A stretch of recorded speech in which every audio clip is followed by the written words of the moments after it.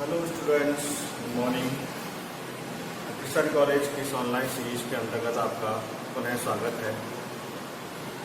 देखिए बच्चों, आज हम जिस टॉपिक को लेकर आए हैं वह है, आज का हमारा जो टॉपिक है वह है म्यूटेशन। म्यूटेशन, कौन सा म्यूटेशन या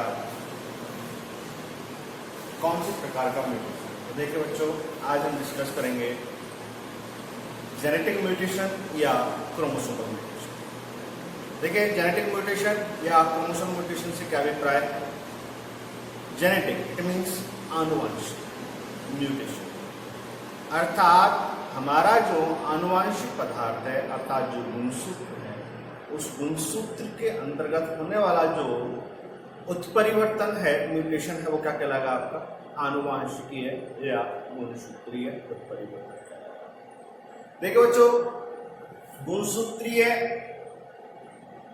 उत्परिवर्तन पढ़ने से पहले हमको यहाँ पढ़ना पड़ेगा, थोड़ा सा रिकॉल करना पड़ेगा कि उत्परिवर्तन क्या होता है, उत्परिवर्तन किसे कहते हैं। देखिए बच्चों, किसी भी जीव जाति के अंतर्गत होने वाले जो आकस्मिक परिवर्तन होते हैं उन्हीं को हम क्या कहते हैं, उत्परिवर्तन कहते हैं। ये आप लोग जानते हैं, तो कई बार पहले पढ़ चुका है कि उत्परिवर्तन किसे कहते हैं। तो जीव के अंतर्गत होने वाले इस क्या आकस्मिक परिवर्तन को ये हम क्या कहते हैं, उत्परिवर्तन कहते हैं। ठीक है, अब जब हम यहाँ बात करने जा रहे हैं किसी genetic it means chromosomal mutation, तो देखिए बच्चों, बात शुरू करते हैं कि क्रोमोसोमल म्यूटेशन या जो जेनेटिक म्यूटेशन है इसको सबसे पहले किसने देखा था।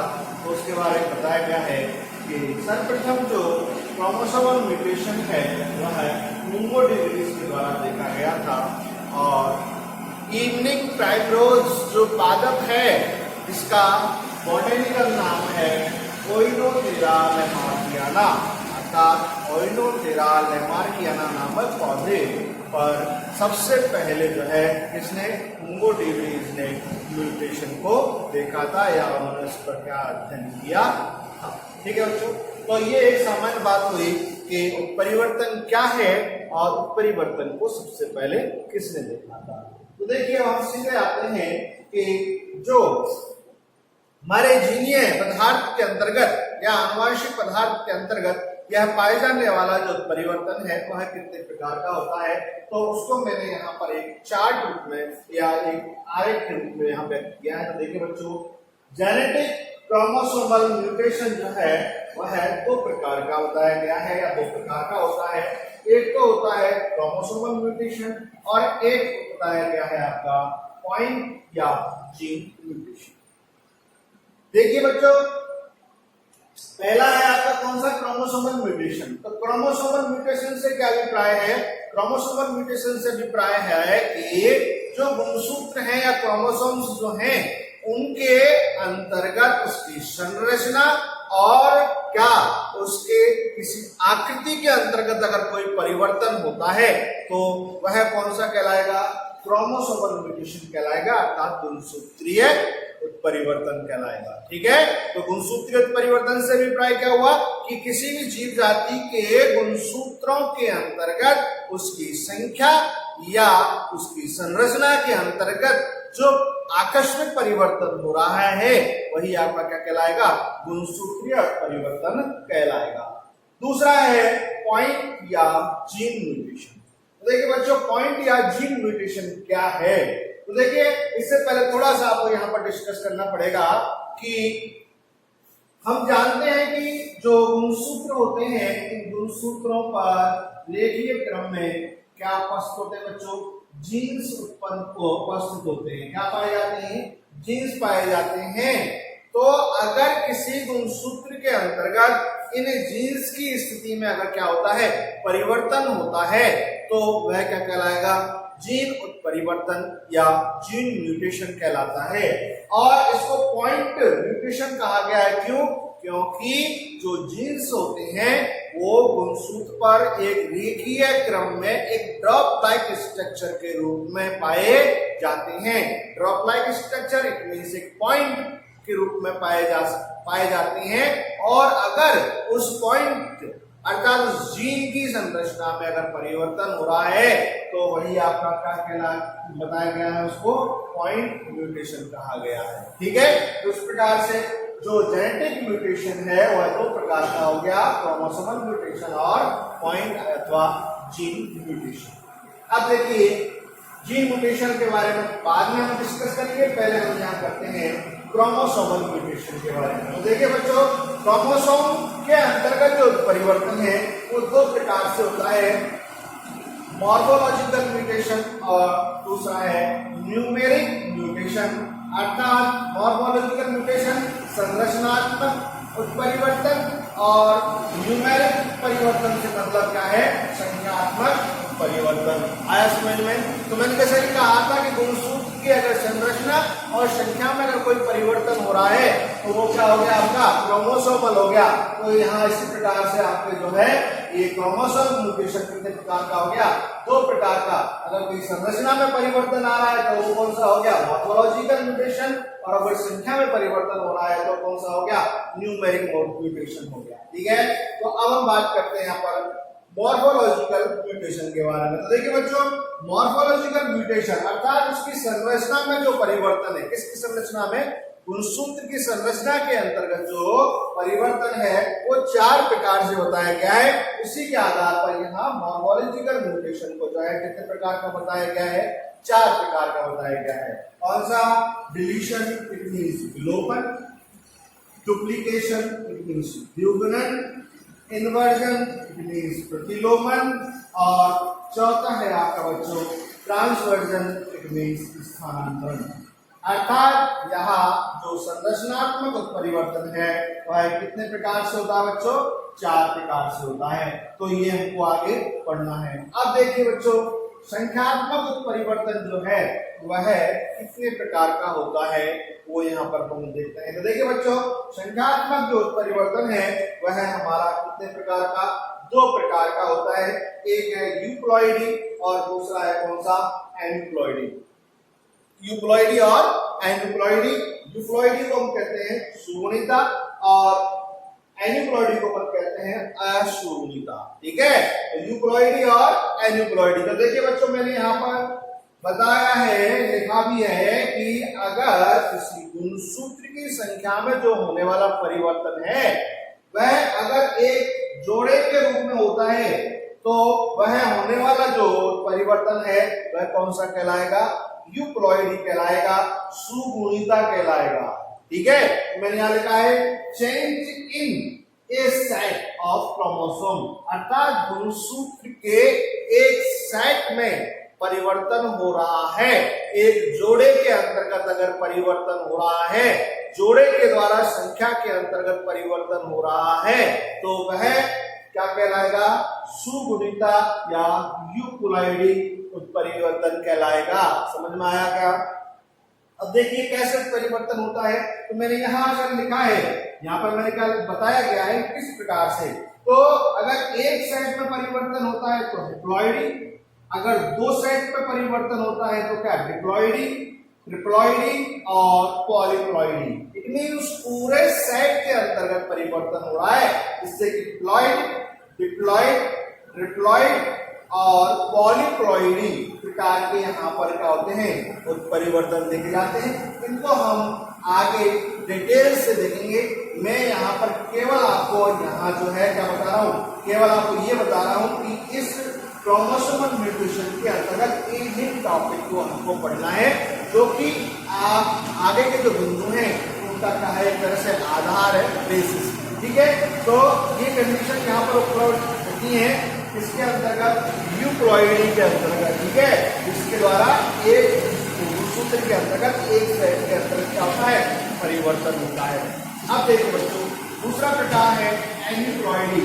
एन्यूप्लॉइडी के अंतर्गत जो परिवर्तन है संख्या में वह है ओनली क्रोमोसोम, अर्थात एक क्रोमोसोम के अंतर्गत क्या होता है, परिवर्तन होता है। जोड़े के रूप में परिवर्तन अगर नहीं होता है, केवल एक गुणसूत्र के अंतर्गत एक गुणसूत्र जो है वह किसी दूसरे के साथ जुड़ जाए तो वह क्या कहलाएगा, अशुगुणिता।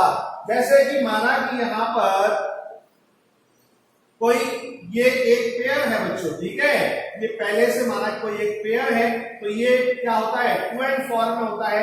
और अगर इसके अंतर्गत एक क्रोमोसोम और यहाँ पर आके जुड़ गया तो बच्चों यहाँ पर कितने क्रोमोसोम्स हो गए, 3 हो गए, ठीक है। पेयर कितना था पहले से, एक का, एक के साथ एक गुणसूत्र जोड़ा नहीं, एक गुणसूत्र आकर जुड़ गया तो क्या हुआ बच्चों, कौन सा परिवर्तन कहलाएगा, एन्यूक्लॉइडी कहलाएगा, जिसे हिंदी में कहते हैं अपन क्या, असुगुणिता।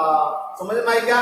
तो यहाँ पर जब ये 3 हो गए बच्चों तो इसको अपन क्या कह रहे हैं, ट्राइसोमी कहते हैं बच्चों, ठीक है। तो मैंने आपको बताया है कि ये असुगुणिता में परिवर्तन किस प्रकार से, एक तरीका बताया है कि माना कोई एक पेयर है, उस पेयर के अंतर्गत एक गुणसूत्र आकर जुड़ जाए तो वो कितने हो गए, 3 हो गए, इस क्या बन गई, ट्राइसोमी, ठीक है। तो संख्यात्मक क्या हो गया, ये परिवर्तन हो गया। अब देखिए बच्चों, यहाँ जो ये एन्यूक्लॉइडी है ये 2 प्रकार से होता है, कितने प्रकार से, 2 प्रकार से। अब गुणसूत्रों की संख्या में कमी भी हो सकती है और क्या हो सकती है, अधिकता भी। अब माना कि ये एक पहले से पेयर है, अब ये गुणसूत्र कहीं से आकर इसके साथ जुड़ा है तो कहीं पर तो कमी होगी कि नहीं होगी। इट मीन्स गुणसूत्रों की संख्या में कमी व अधिकता क्या कहलाती है बच्चों, क्या कहलाती है, असुगुणिता कहलाती है, एन्यूक्लॉइडी कहलाती है। तो इसी के आधार पर ये एन्यूक्लॉइडी जो है वो 2 प्रकार की बताई गई है, क्या, हाइपोक्लॉइडी इट मीन्स अधोगुणिता और हाइपरक्लॉइडी इट मीन्स अधिगुणिता।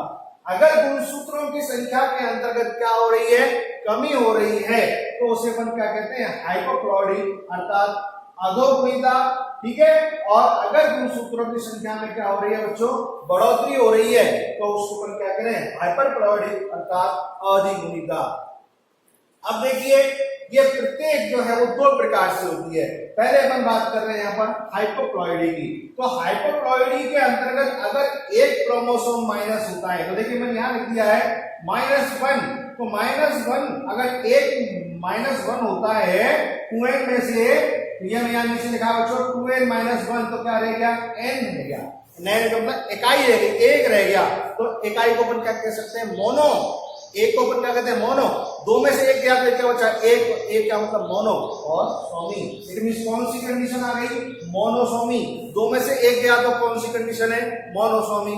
और अगर 2 में से दोनों चले गए तो क्या कुछ बचा, क्या नहीं बचा, इट मींस नील, तो क्या हो गया, नलिसोमी।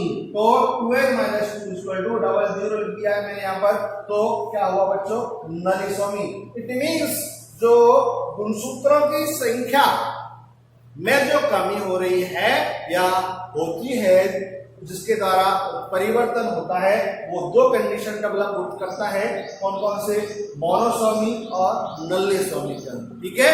ऐसे ही यहाँ हाइपरक्लॉइडी के अंतर्गत अगर +1 हो रहा है, ठीक है, तो 2n + 1 तो कितने हो गए, 3, तो क्या हो गई, ट्राइसोमी हो गई। और अगर 2n + 2 हो रही है तो क्या हो गया, वो टेट्रासोमी हो गया। आया समझ में? तो इस प्रकार से यहाँ असुगुणिता भी कितने प्रकार की हो गई, 2 प्रकार की, और प्रत्येक जो है 2 प्रकार में अधिगुणिता और अधोगुणिता जो है वो भी क्या है, +1 और +2 -1 और -2, -1 और -2, ये कंडीशन डेवलप होती है, जो कि मैंने यहाँ पर अभी आपको एक चार्ट, एक आरेख के रूप में यहाँ पर ये व्यक्त किया है, ठीक है।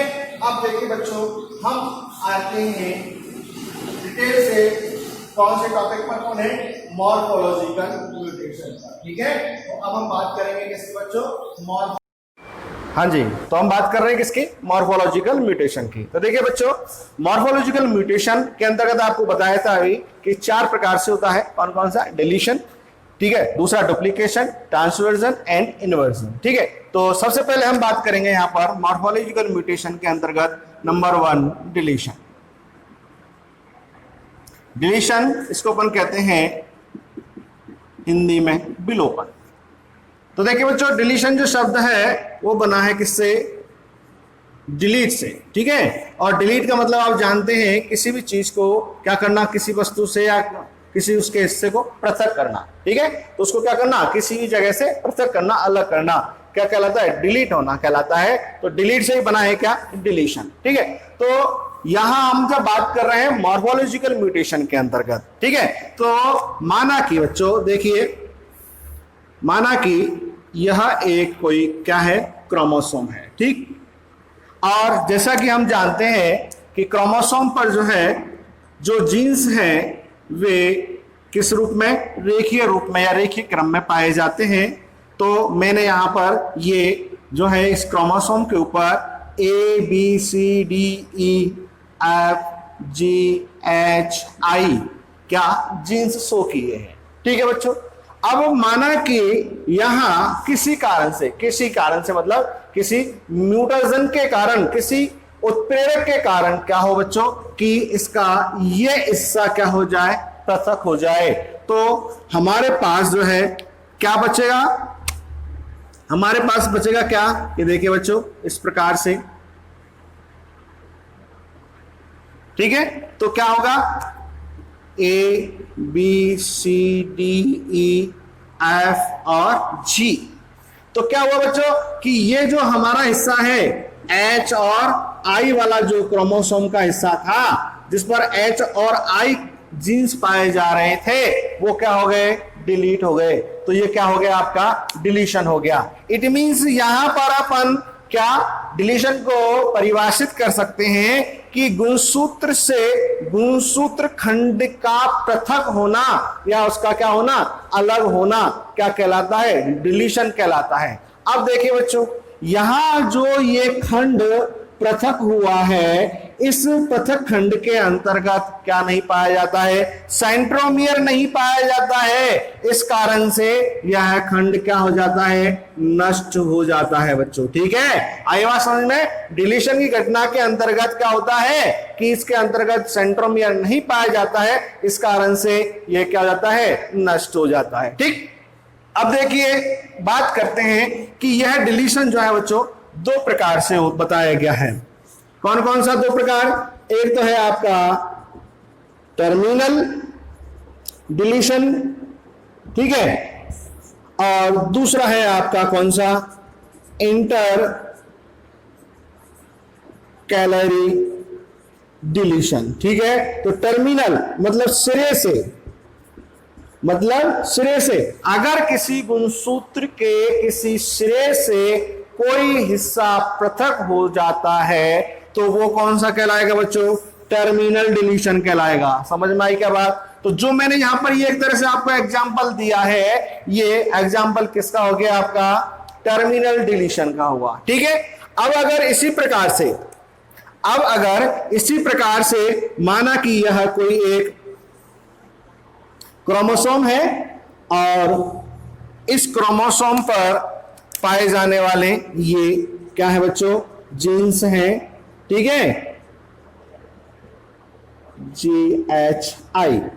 अब माना कि यहां से इसके मध्य से, ठीक है, तो इसके क्या हो जाए बच्चों, मध्य से कोई हिस्सा क्या हो जाए, पृथक हो जाए। माना कि ये D और E वाला जो हिस्सा है ये इससे क्या हो जाए बच्चों, पृथक हो जाए। तो हमारे पास जो बचेगा वो क्या होगा, देखिए ABC और FGH और I। ठीक है, तो क्या हुआ बच्चों कि मध्य भाग से क्या हो गया, DNA का खंड क्या हो गया, पृथक हो गया। तो कौन सा कहलाया जाएगा, इंटर कैलरी। ठीक है, अर्थात इंटर कैलरी डिलीशन, अर्थात मध्य से DNA के खंड का क्या होना, पृथक होना, अर्थात हिंदी में कहते हैं इसको अंतर्वेशी विलोपन। इंटर कैलरी को क्या कहते हैं, अंतर्वेशी विलोपन। तो ये हुआ आपका कौन सा बच्चों, एक प्रकार हुआ कौन सा, विलोपन हुआ। अब देखिए मॉर्फोलॉजिकल म्यूटेशन के अंतर्गत दूसरा जो इसमें प्रकार है वो है आपका कौन सा, डुप्लीकेशन। दूसरा कौन सा है, डुप्लीकेशन। इट मीन्स इसको हिंदी में कहते हैं क्या, द्विगुणन। डुप्लीकेशन इट मीन्स द्विगुणन। तो देखिए बच्चों, जैसा कि शब्द से पता चल रहा है कि क्या होना, दुगुना होना, द्विगुणन होना अर्थात किसी भी भाग का क्या होना, डबल होना, क्या कहलाएगा, डुप्लीकेशन कहलाएगा। अर्थात इसको अपन यूं परिभाषित कर सकते हैं कि गुणसूत्र के किसी खंड का क्या होना, रिपीट होना, क्या कहलाएगा, डुप्लीकेशन कहलाएगा। या डबल खंड किसी गुणसूत्र के अंतर्गत किन्हीं खंड का क्या होना, रिपीट होना, क्या हो जाएगा, डुप्लीकेशन हो जाएगा। जैसे कि एग्जाम्पल के तौर पर देखिए बच्चों, माना कि यह हमारा कोई एक गुणसूत्र है, ठीक है, और इस पर genes A B C D E F G H, ठीक है। अब देखिए, माना कि यहां से क्या हुआ बच्चों कि बीच में ए बी सी और D E F G H, ठीक है, और यहां एक दूसरा हिस्सा डबल दूसरे कहीं समजात गुणसूत्र का डी हिस्सा आकर यहां पर क्या हो जाए बच्चों, इसके साथ में जुड़ जाए, तो यहां पर हमारे क्या होगा, A B C D E F G H. तो ये हमारा क्या हो गया, एक क्रोमोसोम हो गया, ठीक है, जिसके अंतर्गत क्या हो रहा है, यहां पर डी और ई वाला जो खंड है वो क्या हो रहा है, डबल हो रहा है, रिपीट हो रहा है, दुगना हो गया है। इसलिए इस घटना को हम क्या कह रहे हैं बच्चों, डुप्लीकेशन कह रहे हैं। इसको अपन क्या कह रहे हैं, डुप्लीकेशन। तो डुप्लीकेशन के अंतर्गत क्या हुआ कि जो समान खंड हैं वह जींस के कोई दो समान खंड क्या होते हैं, रिपीट हो रहे हैं, डबल पाए जा रहे हैं, तो क्या हो गया, डुप्लीकेशन हो गया। अब ये बच्चों डुप्लीकेशन जो है वह तीन प्रकार से देखा जाता है, या तीन प्रकार से होता है। नंबर 1 होता है कौन सा, टेंडन ए, टेंडन डुप्लीकेशन, ठीक है। नंबर 2 होता है रिवर्स टेंडन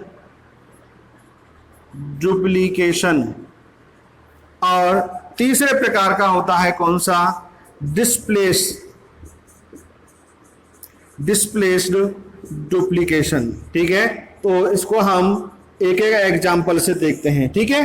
तो इसको हिंदी में कहते हैं अपन विस्थापन द्विगुणन, इसको कहते हैं अपन रिवर्स को क्या कहते हैं, उत्क्रमित द्विगुणन, और इसको अपन कहते हैं अनुबद्ध द्विगुणन, ठीक है। तो इस प्रकार से तीन प्रकार का जो है डुप्लीकेशन यहां होता है, तीन कंडीशन के अंतर्गत। तो एक एक कंडीशन को यहां पर अपन देखते हैं। जैसे कि माना कि कोई यह एक गुणसूत्र है, ठीक है, और इस गुणसूत्र पर पाए जाने वाले जो जीन्स हैं वो माना कि ए बी सी, ठीक है, डी ई और एफ जी, ठीक है। अब माना कि यहां पर क्या हो बच्चों कि ये कंडीशन हो जाए क्या कि ये एक वही